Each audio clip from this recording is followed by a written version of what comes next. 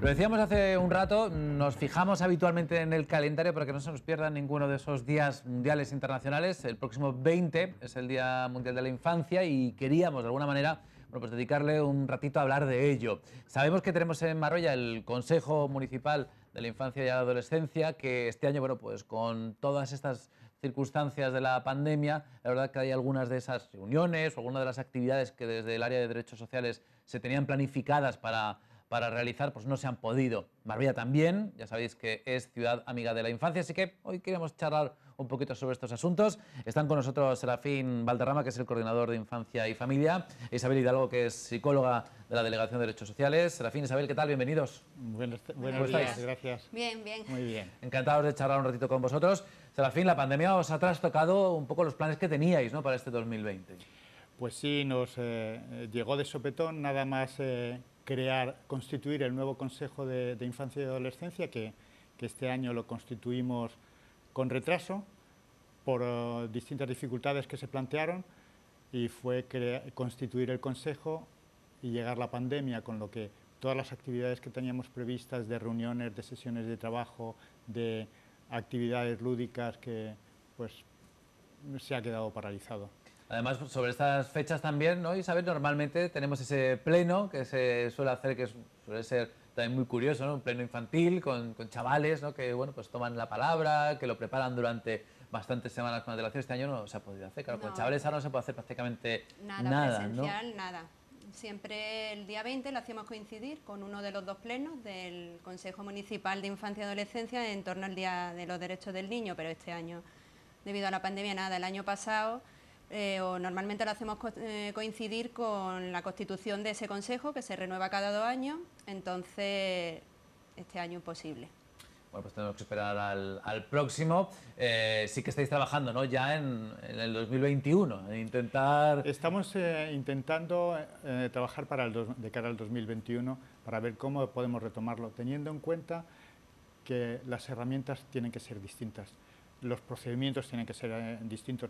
Tenemos que guardar la distancia social y no podemos crear... Nuestro Consejo Municipal de Infancia y Adolescencia está constituido por 68 niños y niñas de los centros de primaria y de secundaria de Marbella, con lo que trabajar con ellos es imposible, incluso creando comisiones, reduciendo los grupos, es complicado.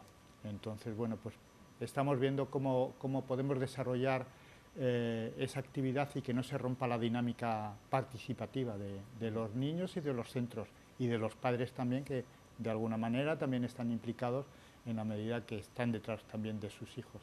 Me recordaba, Isabel, porque se constituía el nuevo consejo en febrero, pero no es algo que se cree en este año, sino que lleváis ya desde 2011, ¿no? Sí, hoy justo, un día como hoy, un 18 de noviembre, hace 9 años se constituyó el primer consejo de infancia y se ha ido renovando cada 2 años. El año pasado, como bien decía Serafín, se constituyó en el 2019 y hasta vigente hasta el 2021. Hasta el 21. ¿Qué es este consejo? Hablando un poquito de él, ¿qué objetivos tiene, por qué se crea, Serafín?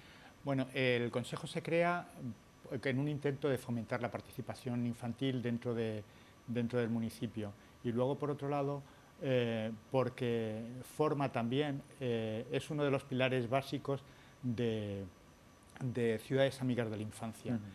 Marbella no podría ser ciudad amiga de la infancia si no hubiera un órgano de participación infantil, que es de alguna manera, si estamos viendo los derechos de la infancia, uno de los derechos fundamentales de la infancia es participación en su vida y en la vida de la ciudad en la que viven.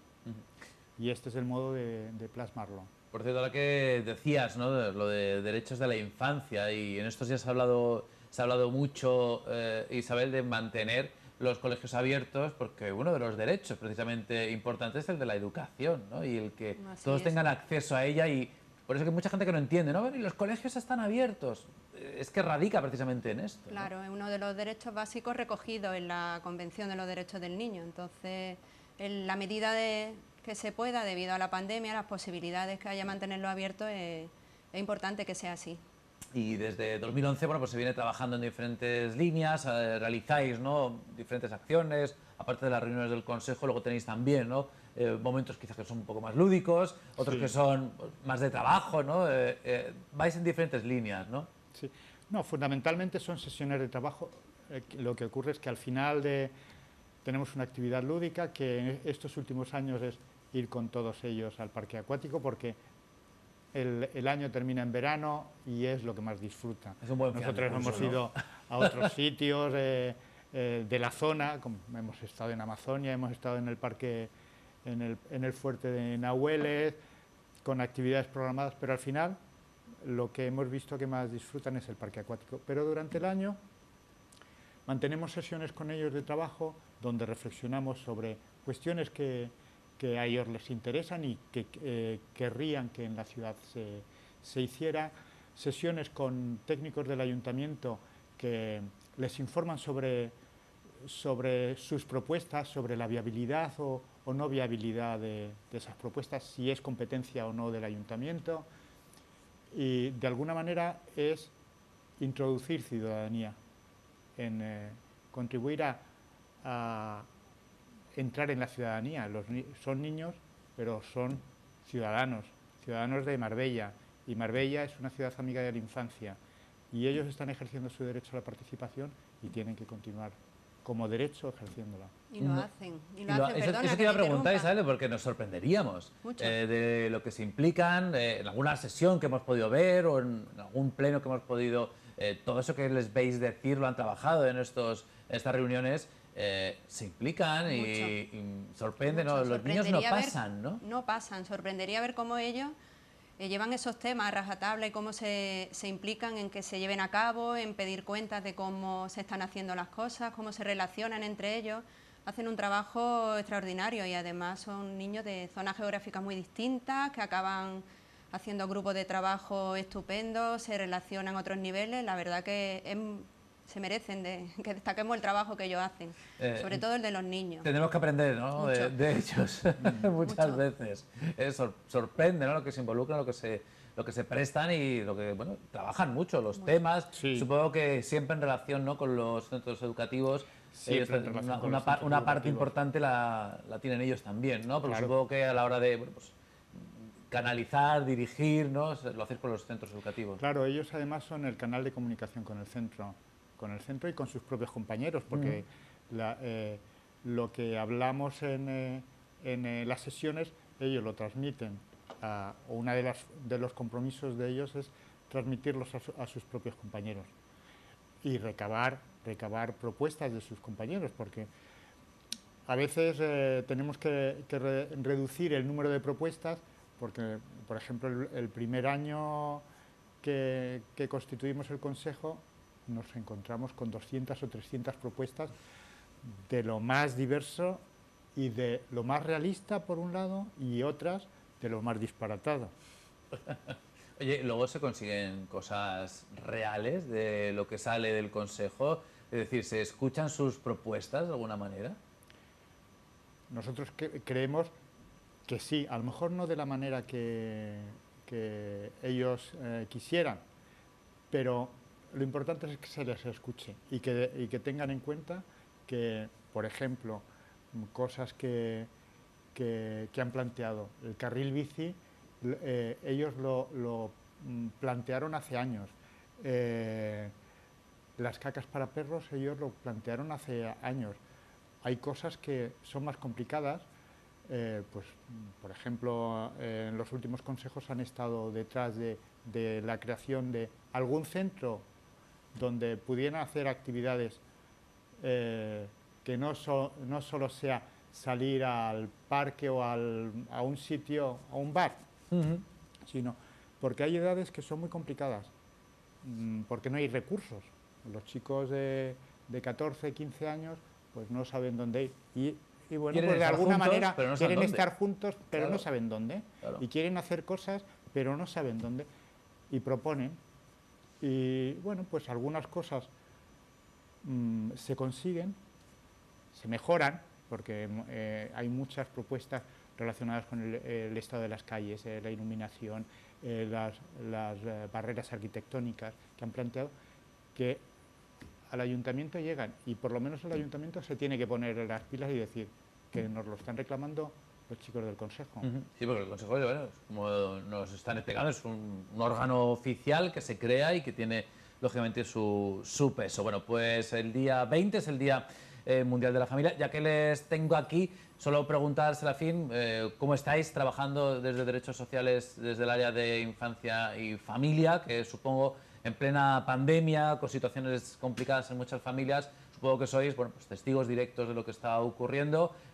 También, ¿no?, los chavales son afectados, ¿no?, directamente por esta situación, bien porque en sus casas las cosas han cambiado y luego porque han tenido también los chavales de diferente índole, de diferente edad, adaptarse a unas circunstancias pues, complicadas para ellos, ¿no? Claro. No, ahora, comenzando por la manera de trabajar, ahora mismo las medidas de protección que tenemos que mantener todos dentro de los trabajos y fuera, nos lleva a, por ejemplo, en la parte que nos toca en infancia y familia, a la hora de trabajar con familias, a lo mejor tenemos que reducir la atención. En la parte que toca más a los trabajadores sociales, por ejemplo, si hemos observado un incremento de la demanda de ayuda, situaciones que bueno, todos lo estamos viendo en la prensa y lo estamos escuchando, gente que pasa por ERTES, gente que accede al desempleo. Aquí en Marbella hay mucha población que trabaja pues, en el servicio doméstico sin contratos y esa gente, por ejemplo, es quizá la más perjudicada porque a lo mejor no tiene derecho a desempleo o algunas prestaciones y bueno, pues recurren, afortunadamente están los servicios sociales, pero también los servicios sociales tienen, los recursos siempre son limitados. Siempre son limitados, y ¿no? más no se llega a todo lo que se querría llegar, lógicamente. Claro. Eso es lo complicado de su trabajo y de su área, que es un área complicadísima, la de derechos sociales, y donde, bueno, pues sé que estáis con un volumen de trabajo enorme.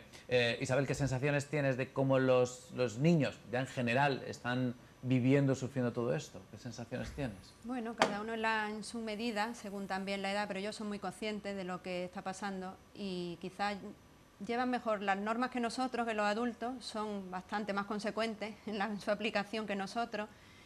Y bueno, pues también manifiestan sus miedos ante lo que pueda pasar, sobre todo los chicos de determinada edad y adolescentes, la incertidumbre. Ellos manifiestan mucha incertidumbre ante lo que pueda pasar. Pues verdad que ellos están portando, ¿no?, en lo que tienen que cumplir, la verdad que bastante bien. En muchas ocasiones se tira por tierra a los adolescentes o se dice que es que hay que ver. En general, mirad la situación de colegios e institutos, que es envidiable, ojalá, ¿no?, funcionara todo como está funcionando en los colegios y los institutos. No tendríamos ni una décima parte de lo que tenemos actualmente. Desde luego están haciendo una labor encomiable. Todo el personal docente y no docente de los centros educativos están haciendo una labor encomiable, porque aparte de su función como educadores, tienen están teniendo una función de salud, de protección. Casi son policías, ¿no?, en muchos casos, de control, ¿no?, de, oye, hay que cumplir esto, y eso no es fácil, ¿eh? Arquitectos, porque tienen que diseñar espacios para que la gente, los chicos no se aglomeren, distribuir las aulas. Y eso lo han hecho de una manera magistral. Y aunque haya un porcentaje de adolescentes o de gente joven que se salta las normas y que, bueno, pues lo vemos en las noticias a diario, es un porcentaje.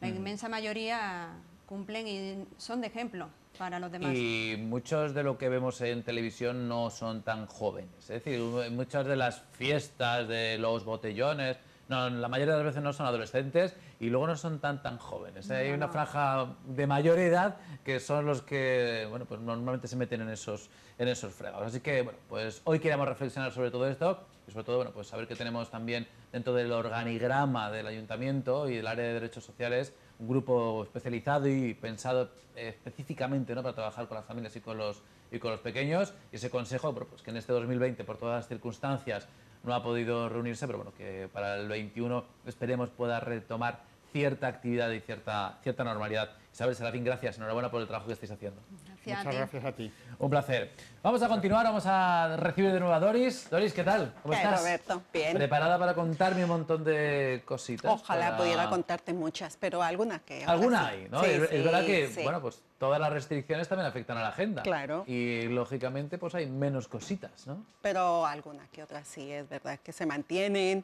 el teatro, en fin, y actividades también como la webinar gratuita de la Escuela de Impacto Social del Marbella Social Hub, cómo gestionar redes sociales para sacarles el máximo provecho a los proyectos sociales. Será hoy a partir de las 5:30 de la tarde. Tienen como invitada a Alina Caravaca, que es experta en comunicación y marketing. Y luego, Roberto, también tenemos una jornada de formación online. En este caso están organizadas por el Aula del Mar de Málaga, en colaboración con el Ayuntamiento de Marbella y con la Diputación de Málaga. Son jornadas sobre el desarrollo de la acuoponía en la provincia de Málaga, el cultivo integrado y sostenible de peces y plantas. Es interesante, algo nuevo. Puede estar interesante. Está programado para mañana en Marbella a partir de las 5 de la tarde hasta las 7 de la tarde. Hay plazas limitadas y tendrá pues a quienes participen ese certificado de asistencia. Más información nos podemos ir al Aula del Mar, a la web del Aula del Mar, o en acuaponía.auladelmar@gmail.com. Podemos inscribirnos y pedir más información. Acciones gratuitas para todos, eso para mañana.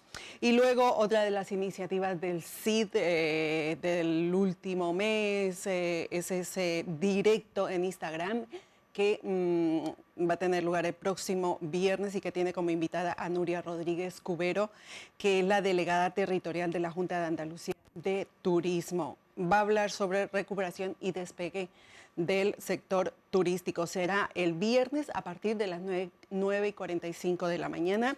Toda la información en la web cidmarbella.es. Y vamos adelantando agenda ya para el fin de semana. Tenemos el espejismo, marionetas para adultos. Interesante. Estaba programado, Roberto, esto para el viernes, día 20, pero lo han trasladado al domingo a las 12 del mediodía en el Teatro Ciudad de Marbella. Y también en la Alcoholera tenemos la puesta en escena de Móvil a cargo de la Huasca Circo Teatro. Será a partir de las 12 del mediodía el domingo también. Bueno, pues acostumbrarnos a ir al teatro a las 12 del mediodía, que resulta un poco raro, pero bueno, antes de ir a comer, disfrutamos de una buena obra. Todo es costumbre, Robert. Que todo lo malo sea que eso. sí, que sí. Doris, gracias. Con gusto. Hoy, ya ves, día pitufo, ¿eh? Hoy, día del azul, y era el reto que nos ponía Germán Borrachero la semana pasada. En aquel momento hablamos del rojo. Germán, buenos días. Buenos días. Hoy vamos a hablar del azul. Y Correcto. venimos Azulados. azulados, lógicamente, como manda hoy la directriz cromática. Porque igual que hicimos el pasado miércoles, que cogimos el rojo como elemento común y a través de ese color vimos un poco el uso que se daba por parte de autores, que tenemos obra de ellos en el Museo del Grabado, vamos a hacer lo mismo hoy con el azul. Efectivamente. ¿Es un color también muy habitual? Súper ¿En habitual. obra? Sí. Todos los días lo vemos, ¿no? Es verdad. De hecho, nuestro planeta es azul, ¿no? Por la conservación de aire, lo hablaremos. Y el azul, precisamente por eso, se asocia a lo absoluto, a la imagen de lo absoluto, es decir, del cielo, ¿no? De la inmensidad, ¿no? Tal como lo entendía, por ejemplo, el que estamos viendo ahora en la imagen, que era Yves Klein, bueno, en español escrito Yves Klein, para entendernos. El del azul Klein. El que azul se ha Klein. popularizado mucho este tono de azul precisamente por el apellido de este artista. Él lo patentó. Ah, está patentado y Él por eso se llama patentó. así. Se llama porque se llama así. Sí, sí, se llama correctamente Color International Klein Blue. Así como se llama en inglés, ¿no? Sí, Se sí, dice en inglés. Y él lo patentó. Él de pequeño, era muy joven, muy niño, estaba con otros dos niños soñando que iba a ser uno a quedarse con la tierra, otro iba a quedarse con los animales, y él firmó en el cielo. Y quería quedarse con el cielo. Entonces de ahí viene el azul, ¿no? El azul Tiene una obsesión por el azul desde pequeñito. de pequeñito. Luego tuvo una época en que él era experto en judo. Escribió un libro sobre judo y practicó judo en Japón, y a través de ahí entró en la filosofía zen. La filosofía zen busca, como sabe, el nirvana, que es como nuestro cielo, pero de una manera intelectual, en la tierra, ¿no? Una manera de alcanzar el nirvana son los mantras, es decir, lo que se repite hasta que se anula la realidad. Y en este sentido, el monócromo no es otra cosa que un mantra, el monócromo en azul. O sea, todo para él era azul, pigmento azul, ¿no? Siempre trabajó en azul, todo. Sí, en su última época, su su época etapa? más, o sea, del año 49, creo recordar, era el azul. ¿eh? Él murió joven, él murió en el 62 con 34 años, pero él era una persona que más que la producción artística, que la tiene mucha, es el concepto, ¿no?, de lo que se maneja ahí en esa producción, ¿no? Y claro, se tiene resultados, como vemos. Hay una obra cercana a nosotros, en el CAF de Málaga, concretamente hay una pieza que es de Iclán, ¿no? Y es fundamental para entender lo que es el objeto, digamos, clasificado por su color. Independientemente que sea un zapato con pigmento azul, que sea una esponja, como estamos viendo aquí en la imagen, o lo que fuera, ¿no? O incluso los cuerpos desnudos, digamos, embadurnados en el pigmento azul y estampados sobre un papel, ¿no? Esto era también muy frecuente en su producción, ¿no? Y ese azul es el que, digamos, va marcando una influencia enorme en el arte contemporáneo, ¿no? Como ahora veremos, ¿no? Perfecto. Bueno, pues hoy hablamos del azul. Aquí tenemos la imagen, esta sí, Esta es muy parecida al anterior episodio, relacionado con el rojo. pero bien. Pero bien, Pero bien. pero bien. Que la semana pasada la pusimos regular. Sí, por culpa mía, que me equivoqué con tantos discos de colores, pero esto creo que está bien. Bueno, son dos sistemas, como decíamos. Uno es el sistema sustractivo, que es el que nosotros usamos en opaco, es decir, pintando, por ejemplo, o en la impresión de un libro, utilizando pequeños puntos de color que se van imprimiendo sobre un papel, ¿no? Sustractivo, ¿por qué? Porque el color que vemos es el color que el objeto no coge y todo lo demás sustrae. O sea, toda la luz blanca se descompone, como todos sabemos, en un arco iris, ¿no? Pues todo el espectro de ese color, si por ejemplo el objeto es azul, es que el objeto ha absorbido la temperatura de todos los colores excepto el azul, por eso lo vemos, ¿no? Entonces es sustractivo. Cuando se va mezclando un color sobre otro, se va llegando a un negro, ¿no? La suma de todos los colores. Estos son los tres colores básicos en el sustractivo, que son el amarillo, el azul y el magenta. Podemos decir que un rojo, pero más bien un rojo fresa, porque son los tres colores que no podemos obtener mezclando ningún otro. Ajá. Por eso son primarios, ¿eh? O sea, tú puedes cualquier color menos el amarillo, no hay manera de conseguirlo, ni el azul ni el magenta, no puedes conseguir con las mezclas.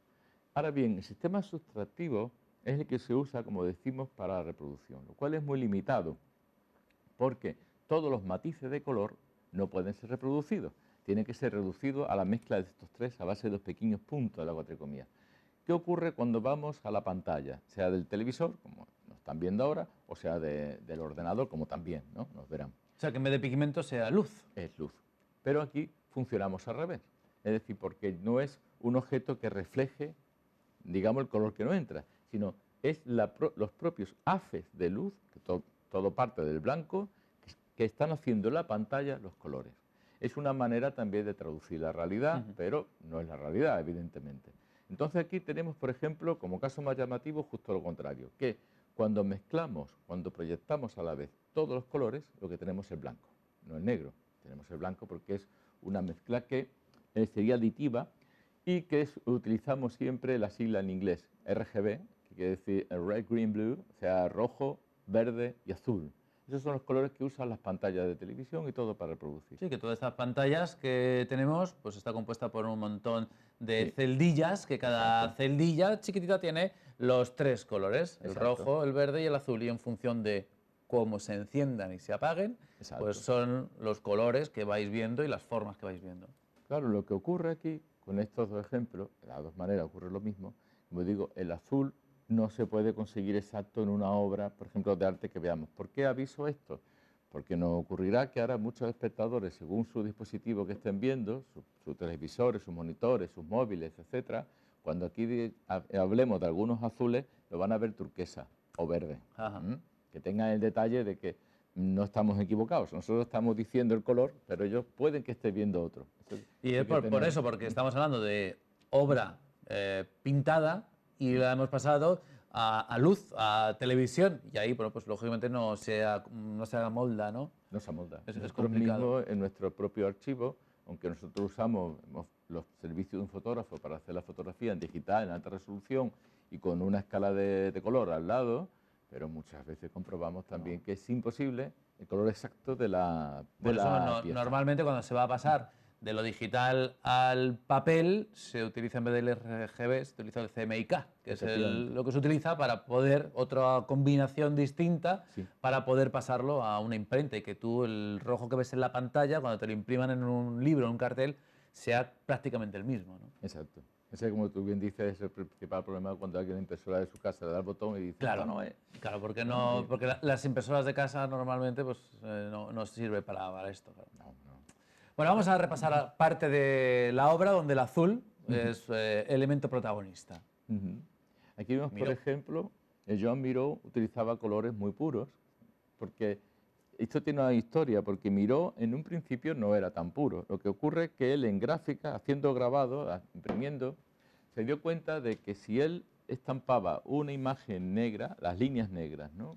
Y luego cogía, por ejemplo, pequeños trozos de acetato, es decir, de plástico, y entintaba uno con un rodillo en rojo, otro en amarillo, otro en azul, cuando lo pasaba una segunda vez, solamente tenía que hacer como un puzzle, y poniendo rojo puro, amarillo, azul. No tenía que estampar una plancha de rojo, o una plancha de amarillo, Claro. o una plancha de azul. Entonces, de ahí vino que cuando él, imprimiendo estampando, mejor dicho, esas litografías que él hacía, y con el color así estampado en rodillo, se dio cuenta de la pureza del color tan limpio sobre una base blanca que el papel, y cambió su pintura, ¿no? Entonces, este grabado es uno de sus últimos grabados, vamos a decirlo así, en la serie Espíritu Barcelona, y se llama El cochecito, y concretamente vemos cómo los colores puros, rojo y amarillo, hacen equilibrio con el azul, que es esa especie de luna, ese azul, que es más bien oscuro, sin embargo, llena tanto la imagen con el negro, que hace un equilibrio perfecto, ¿no? Dos puntos, digamos, un punto muy pequeño amarillo, un punto mayor rojo, y al lado, separado, una gran mancha azul. Hay que decir también que cuando nosotros descomponemos la luz blanca, se produce el arco, pero también se produce una rueda, que hablábamos, ¿no?, en el episodio anterior. Una rueda en la cual nosotros no vemos la rueda completa, porque la parte que va más allá del rojo es el infrarrojo, que no lo vemos, y la parte más allá del violeta es el infravioleta, que es ultravioleta, que tampoco lo vemos, es evidente, ¿no? Pero hay una rueda. Bien, pues en esa rueda, cuando los colores están unos frente a otros, se llaman complementarios. Complementarios quiere decir que son opuestos, ¿eh? Son colores opuestos. Si tú los mezclas, lo que tienes es un gris, ¿no? Pues en este caso, el amarillo y el rojo, y la mezcla de ambos, que sería naranja, es el color opuesto al azul en la rueda. Por eso ese contraste tan... Bueno, Y por eso funciona. Y por eso funciona. Funciona, queda bien, como se Exacto. suele decir, ¿no? Exacto. Vamos a pasar al siguiente. Seguimos. Bien, una imagen pop, ¿no?, Totalmente. de Andrés Cillero, utilizando la Venus del espejo, ¿no?, como si fuera una pantalla, estamos viendo la línea, como si fueran antiguas televisiones, ¿no?, que iban en líneas, 625 líneas. Y bueno, que está viendo varias referencias. Está un retrato precisamente de Velázquez, de pareja, que está en el televisor. La Venus no está viendo el espejo, está viendo un programa de televisión. Y el cuadrito que decora circular es una pieza de un artista pop americano que era Roy Lichtenstein, ¿no?, y todo lo demás. Luego tenemos también las estrellas blancas sobre el rojo abajo, que es la referencia a Madrid, porque al fin y al cabo el cuadro está en... El cuadro se pintó en Roma. El cuadro no se exhibe en el Prado porque está en Londres, pero sin embargo Cillero lo puso en la Comunidad de Madrid, no sé por qué. Sí, claro. Bueno, No sabe, ¿qué lo pintó? ¿En la época de la movida? posiblemente, ¿no? Posiblemente, a lo mejor Obviamente. tuvo alguna noche Exacto. pletórica en la movida madrileña y Exacto. dio ese guiño. Y seguimos, efectivamente. Es que el barrio Malasaña era muy inspirador. en Yo aquella creo que época. sí. Bueno, aquí lo que priva, lógicamente, es que el azul es el protagonista, ¿no? Lo estamos viendo. El azul lo asociamos mucho a la imagen electrónica, a la imagen eléctrica, porque de hecho los ruidos que se producen en pantalla de televisión, y vosotros en esta casa lo sabéis muy bien, suelen tirar a gris. Entonces, cuando el color tira a gris, generalmente el color se traduce como un celeste azul, ¿no? Por eso, muchas veces cuando tiramos una fotografía, o antiguamente, ahora los televisores son color, pero cuando se tira una foto a una pantalla, el color que predomina es azul. Y antiguamente, cuando la foto era en color y la imagen del televisor era blanco y negro, también en la fotografía se veía como un azul parecido a este, ¿no? Un azulado. Un azulado, ¿no? Porque es la imagen que se suele traducir. Nuestro contexto y entorno más bien es azul. Entonces, claro, Aquí el rojo y el amarillo funciona como pequeños acentos, la composición completa es una imagen electrónica, vamos a decirlo así, ¿no? O una referencia a la imagen electrónica, ¿no? Y eso es. Vamos a pasar al siguiente. Bueno, aquí estamos hablando de todo lo contrario. El azul destaca porque es mínimo. Es decir, la vestimenta de este personaje, que creo que es del creador, ya ve, porque esto precisamente es una obra de Luis García Ochoa que va sobre la creación del mundo. Entonces vemos el sol rojo, un poco de amarillo el cielo, una especie de tierra, o yo que sé qué será de fondo, que es naranja, pero la túnica del principal protagonista es azul, con lo cual hace que salga de la composición, porque estamos hablando de que son colores contrarios. Los colores contrarios, cuando se coloca uno encima de otro, por ejemplo, el azul sobre el rojo, el verde sobre el naranja, si tú coges el color y te fijas la vista y haces así, verás que va a velocidades distintas. Hay un poco de mareo, ¿no? Visual. Van a velocidades distintas porque realmente nosotros tardamos en poder leer, son dos colores contrarios y tienen velocidad distinta. Decíamos el otro día, el rojo, el que tiene la frecuencia más larga, evidentemente, el primero que vemos, ¿no? Entonces tiene una velocidad muy distinta al azul o al verde, por supuesto, claro que sí. Pues un ejemplo más, ¿no?, de la combinación rojo-azul, que se utiliza tanto, el rojo para contrarrestar al azul o el azul para contrarrestar al rojo, ¿no? Efectivamente. En fotografía también. En fotografía también, claro. Pues aquí hay una imagen de Carlos Morales Mengotti, está tomada al azar, porque Carlos Morales Mengotti supongo que sería su época de reportero gráfico, y vemos cómo la foto de esta señora en azul, que avanza sobre esta, digamos, no decir mancha, porque en verdad una multitud, y el fondo es, creo reconocer, la Plaza Mayor de Madrid. Claro, estos son los puestos de Navidad, el mercadillo navideño de la Plaza Mayor de Madrid. Exacto, tiene las luces de Navidad. Y como vemos todo predomina rojo, la cazadora del señor que está de espalda, la propia masa oscura, la fachada de la puerta, de la Plaza Mayor, y sin embargo el abrigo azul es como que destaca, ¿no?, en todo eso, y la señora viene hacia nosotros, ¿no? Es el mismo efecto, ¿no? El azul siempre lo asociamos por el cielo y la distancia, luego hablaremos, con la lejanía. Pero si nos lo colocan al revés, también funciona. Es decir, si el azul no lo acerca y todo lo demás rojo, pues funciona estupendamente, ¿no? Que la foto es muy buena, muy buena, impactante. Vamos a seguir, seguimos con Albert Rafols Casamada. Exacto. Un gran artista catalán, ya fallecido, muy buen litógrafo y grabador, y utilizaba siempre el azul como una referencia, ¿no?, sea precisamente como elemento a destacar sobre un fondo o sea el propio fondo. Lo que llamaríamos en pintura el color local. El color local es que, por ejemplo, alguien entra a una estancia que predomina el celeste, entonces toda la base del cuadro la imprima en celeste y sobre ese celeste pinta. Todos los colores participan del celeste del fondo.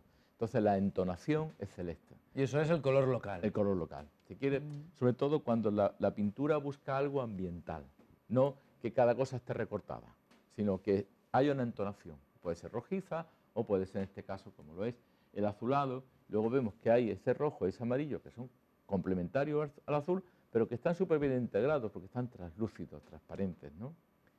Hay una segunda estampación de estos colores y las tintas son translúcidas en el grabado, ¿no? Por eso se produce esa entonación, o sea, una armonía, digamos, ¿no?, de colores contrarios, ¿no? Y aquí no hablamos tanto de una armonía, de transparencia, pero sí una armonía en cuanto a valor. Es decir, es el azul también el que entona este cartel de Carmen Sáez. Es un cartel que prepara una serigrafía. Hizo una serigrafía para anunciar su exposición, ¿no? Y el amarillo es muy suave, el rojo ya es un magenta que es más suave y el azul también es más suave. Y por medio están los verdes, que son las mezclas. Sin embargo, forma toda una armonía, pues digamos, muy de colores que son contrarios, pero forma una armonía muy atractiva, ¿no? Es típico de la publicidad también y de destacar, ¿no?, los elementos, ¿no? Es un cartel estupendo, la verdad que sí. Y ahora hablamos ya dentro de esa armonía, porque también seguimos con el celeste y, bueno, con el amarillo y eso, pero de una búsqueda hacia lo absoluto, en el caso de Salud Victoria, que alguna vez también lo hemos tratado aquí, con esas esferas, con esa asociación del cielo. Claro, la esfera, asociamos primero una esfera sobre un fondo azul casi gris con la noche, con la luna, siempre buscamos lo figurativo, eso es inevitable, ¿no? Aunque es un valor absoluto, pero lo asociamos. La noche, lo que es la noche, el azul de la noche, implica muchas veces lo que es el misterio, porque los colores se van eliminando dentro del azul, y claro, también implica la noche, el sueño, y por otro lado, lo erótico. Ah, Sí, por ejemplo, en inglés todos sabemos que cuando se usa la palabra blue, color azul, puede significar algo que es melancólico, nostálgico, precisamente viene de la música, del blues, ¿no? Aunque el blues, eso ya sería otro tema, no viene de nada triste, sino viene por un grupo, algo así primero de blues que se llama The Devil, The Blues, ¿no? The Blue Devils, los demonios azules, no tiene nada que ver. Pero se ha quedado eso.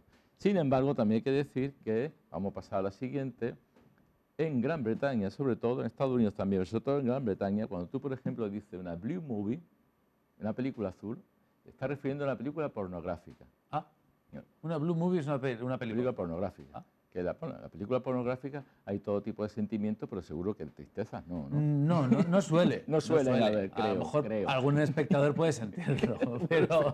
Sí, sí, pornográfico, Dices tú, comparativo. qué pena que acabemos así, pero... Puede pasar. Pues en el caso de esta vinculación del azul con el mundo del sueño, con el mundo de Eros, con el mundo de lo erótico, pues aquí tenemos esta obra de José Luis Toribio, que es las formas de arriba, pues simulan lo que todo el mundo estamos pensando que es, y el azul, el tono azul no solo predomina en la piel, que es blanca, sino también esa mancha que nos está diciendo que es la noche, ¿no? Es una evocación de la noche, y la evoca, por supuesto, a lo erótico. Y en la siguiente imagen de Perry Oliver, que vamos a ver ahora, también Perry Oliver, yo no sé lo que el espectador está viendo, pero por favor que mire bien, porque es un desnudo femenino y un toro, la silueta de un toro recortado encima. Hay una silueta... ¡Ostras, es verdad! ¿Eh? Hay una silueta de un toro, O sea es que verdad, es verdad. Sé que hay muy malos pensantes, yo por eso lo aviso desde aquí, no sea que alguno se deje influenciar malamente y vea otro elemento, digamos, del órgano masculino que no tiene nada que ver, por supuesto. Qué, ¿no? qué maravilla de trabajo, de composición. Sí, ¿Has sí. visto? Sí, sí. Y hay en azul también, ¿no? En Sí. azul urgente. Vamos a seguir. Esto ya es la noche también, pero ya de una evocación nada figurativa. Totalmente abstracto, pertenece a la serie Las 8 noches de Ángel Aro. Entonces, ese color gris azulado, vinculado con la noche precisamente, y vinculado con una serie de ritmos, algunas veces enérgicos según el sueño, otras veces suaves, como lo que estamos viendo, todo presentado en una caja, como vemos, de madera exquisita, porque cuando en una serie como esta son 8 estampas, que aquí solo vamos a ver una, tú la pones enseguida, ¿no? Haciendo un efecto envolvente, realmente, ¿no? Y envolvente sobre todo por el fondo es el que unifica, el azul agrisado. El azul no pierde su valor por ser, digamos, un color más saturado, más chillón o más suave. Siempre tiene esa evocación, ¿no? Pero cambia mucho los matices, ¿no? El Sí. azul, en función de esa saturación, Sí. cambia totalmente. Sí. De hecho, hay algunas culturas, como por ejemplo la japonesa, que según qué zonas también, ya no tanto porque ya, claro, en Japón con los mangas y eso cambia mucho la visión. Pero antiguamente, en Japón, a muchos azules se les llama verde. Ah, No lo distinguían. Por su cultura, Sí, su sí, cultura sí. va sobre el rojo y otro, el blanco y violeta. El verde les costaba mucho más similar, digamos, distinguir. distinguir entre el verde y el azul. Y el ¿no? azul. Y aún hoy hay muchas veces cuando se refieren a algunos celestes que no son celestes, sino turquesas. Turquesa azul. El turquesa es muy dual. El turquesa puede ser el turquesa hacia el verde o el turquesa hacia el azul, ¿no? Ellos todavía tienen esa historia. Y nosotros también. Nosotros muchas veces relacionamos el celeste como un color independiente del azul. O en italiano, ¿no? Azzurro, ¿no? Que es celeste. Sin embargo, no lo es. El celeste es dentro del azul, ¿no? No es un color. Bueno, pues en ese concepto de la naturaleza, del azul, como se reproduce, hay que decir también que el azul es un color que nos indica la lejanía por la condensación del aire. Nuestro aire no es tan incoloro, igual que el agua tampoco. Basta con que uno pues tenga una cisterna de agua y se dé cuenta de que el agua no es transparente del todo. Tira a un azul, a un celeste, ¿no? Mientras los objetos están más alejados, los objetos van perdiendo color. Como nuestro cono óptico lo traduce todo en temperatura de color, no vemos grises, vemos color, entonces vemos azul. O sea, los grises nosotros los tenemos como azules. Como azules. Entonces, por ejemplo, una montaña que esté lejos, un paisaje, etcétera, lo veremos, sobre todo si está situado a 15 kilómetros, en azul. Sobre unos 15 kilómetros, en azul. Realmente no es azul, es gris, ¿eh? También hay que decir, claro, Todo esto varía mucho porque la condensación del aire que estamos viendo nosotros hay que tener en cuenta que a los 12 kilómetros está comprobado que el ser humano ya no ve los pies de las cosas, los barcos, el horizonte, etcétera, por la curvatura de la Tierra. Entonces, la curvatura de la Tierra, que nos impide ver, más la condensación del aire que estamos viendo, la atmósfera, hace que nosotros veamos el azul, ¿no? Realmente no es azul, y las cosas están ahí. Ese azul gris, por ejemplo, esta pieza de Dámaso Ruano, que él estaba siempre obsesionado con el tema del horizonte, ¿no? Pues aquí vemos precisamente eso, ¿no? Fíjate qué curioso, porque el otro día hablábamos del perro de Goya y esto parece casi la composición del perro. Exactamente. ¿No? Pero es como una ola, digamos, una referencia al mar gris, una referencia al horizonte que vemos de aquí del norte de África, que muchas veces está un banco de niebla, ¿no? En la parte del Rif, ¿no? Que es lo que vemos nosotros. Fíjate, en Marbella estamos viendo por detrás de Schauen, ¿no? De la sierra, ¿no? Justo nuestra línea. Entonces, ese gris y luego el azul del cielo. Entonces, el gris y el azul tienen, cuando juegan juntos, tienen esa combinación, digamos, de parecerse a la naturaleza, ¿no? Vamos a ver el siguiente, bueno. porque es más evidente. Bueno, este es de Jaume Rocamora, y aquí vemos el código. El código del color azul que vemos nosotros en el cielo es del celeste de la mañana, cuando se va hacia un morado, un azul ultramar, y de ahí al negro. Muchas veces el negro que vemos en el cielo realmente es un azul ultramar, ¿no? Y luego la combinación, la misma combinación, lo han puesto en vertical, que es el gris. En gris. Y realmente vemos que los valores son el mismo. De hecho, yo pienso que si hiciéramos una fotografía en blanco y negro a esta pieza, veríamos exactamente lo mismo. Sería igual, Sería exactamente igual. O sea, vamos a seguir. Vamos con más potencia de gris, de azul, El ¿no? azul, un azul casi morado, un azul fuerte, un azul muy parecido a eso. Y lo que hablábamos antes, ¿no? La búsqueda del absoluto, ¿no? La esfera. Vemos el sol en el día, vemos la luna en la noche, vemos esferas, ¿no? Entonces asociamos a la forma más perfecta, es la esfera, sobre un fondo azul, un fondo sin fin, ¿no? En este caso es una geometría, una abstracción geométrica, una serigrafía muy pequeña, muy pequeña, de Eusebio Sempere, ¿eh? Que era precisamente, jugaba siempre con esta idea de la geometría como el absoluto, ¿no? Siempre digo que últimamente se ve mucho en las ferias de arte, mucha producción formalista, es decir, geométrica. Yo creo que eso es producido porque la gente prefiere no hablar. Cuando alguien no quiere hablar con el vecino para no caer en el tema político, de fútbol o lo que sea, pues recurrimos al tiempo, y en el caso del arte recurrimos al mundo de las ideas geométricas, ¿no? Ya, se vea como se vea. Ya está todo dicho. Está todo dicho, no hay discusión. Me ha gustado. ¿No? ¿Verdad? La geometría es como el tiempo en un ascensor. Totalmente, la geometría es eso. Tanto el triángulo como el círculo o el cuadrado son políticamente correctos. Y no va a haber ningún problema. No hay ningún Curioso, problema. curioso. Y ahora pasamos dentro de ¿Esto lo qué que es? es el propio azul, como ha visto Eusebio Sempere, a la vibración. El otro día hablábamos de Gustavo Torner con una pieza en rojo, Sí. en la cual, ¿no?, subrayaba el rojo. En este caso vemos un rectángulo que es un poco un azul moradillo, digamos, dentro de un azul más profundo. Realmente, ahora vamos a ver el detalle, realmente es la misma plancha, no son dos colores. ¿No? Es simplemente que las tintas son transparentes, casi transparentes, y el blanco del papel es como la acuarela, refleja la luz. Entonces estamos viendo la luz reflejada del papel a través del color más claro, por decirlo así, y la superposición de líneas, cuando estamos tapando el papel, es lo más oscuro. En el azul se nota mucho, ¿no? Se ve mucho porque, claro, el azul ópticamente nosotros lo tenemos más asimilado, por los cambios de color del cielo, concretamente nosotros en la costa, por los cambios del mar, del agua, entonces lo tenemos más. Entonces es ese tema, ¿no? Vamos a seguir. Bien, dentro de esta vibración azul hay también una autora joven como es Eugène Agustí-Camille, que el anterior episodio, en episodios anteriores, ¿no?, la serie, la vimos, una pieza muy parecida en rojo profundo, y trabaja siempre en rojo o en azul, que es esta pieza. Esta pieza no es tan morada como la estamos viendo nosotros en nuestros monitores, y seguramente no sé si los espectadores la están viendo azul o lo están viendo morada, por lo que decíamos antes, pero más bien es azul. Y hay una especie como de geometría, bueno, hay una geometría que ella suele llamar constelaciones, porque claro, cuando tú, dentro de este cielo tan inmenso, lo ves de estrellas, a nosotros siempre nos falta un código para entender la naturaleza, ¿no? Si no, nos vemos locos, ¿no? Entonces, ¿qué hacemos? Pues formamos figuras, ¿no?, con las estrellas, ¿no? Está la osa mayor, la osa menor, el carro, en fin, ese tipo de cosas.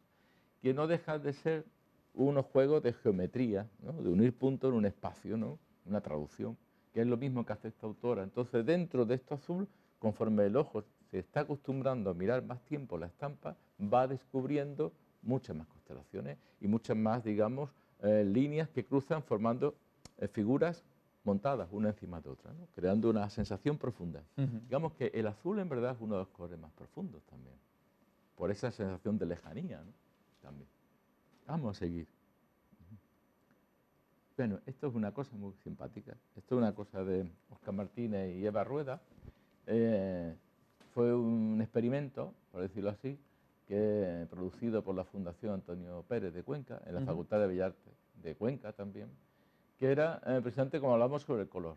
Porque una cosa es la línea, el dibujo, y siempre asociamos la línea con rellenar de colores, ¿no? Ahora pensemos en que esa línea, ese dibujo en blanco, lo veíamos también la semana pasada en el caso de Paco Peinado, como él hacía un dibujo en agua fuerte, ¿no? Y ponía una base, un rojo plano. Entonces crea un efecto envolvente, denso, duro, ¿no? Pues en este caso esa línea, ese retrato, que supongo que son los autores, no está relleno de color, sino que participan de un fondo. Pero ojo, porque ese fondo, que es el azul, es un plástico. Entonces, vamos a ver qué pasa, como estamos viendo. ¿Qué pasa cuando se monta sobre uno u otro? Pues depende de la luz que tengamos también en la sala, si es una luz halógena o una luz LED, formará una mezcla de color, como ya estamos viendo aquí, y formará una vibración. Vamos a seguir a la próxima. Bien, esto funciona, claro, como es un plástico, es plano, lo doblemos por donde lo doblemos, ¿no? El dibujo. Entonces, aquí en este caso forma casi como un ultramar morado, no sé cómo el espectador lo estará viendo. La luz era una luz blanca LED. Si fuera una luz naranja, o sea, una luz halógena, entonces la mezcla de los dos serían distintos, que el mismo azul. Sí. O sea, el mismo azul volviéndose sobre sí mismo, según la luz, produce otro efecto. Aunque el dibujo siempre es el mismo. Y ahora vamos a ver ya el dibujo en sí, aunque hemos hecho una pequeña trampa, que ha sido colocar el plástico un poco por encima del papel, ¿no? Y todo para jugar también con la sombra que crea, ¿no? Con la sombra, efectivamente. Entonces tenemos una vibración tanto de línea por un lado, porque se monta la sombra, como del propio color. Esas dos tiras más claras que estamos viendo a los lados no es otra cosa que los dos proyectores usados en fotografía para hacer la reproducción de esta obra, ¿no? Tan difícil. Entonces es, de nuevo, el mismo color proyectándose sobre sí mismo. Qué bueno. ¿No? Y se va formando esto.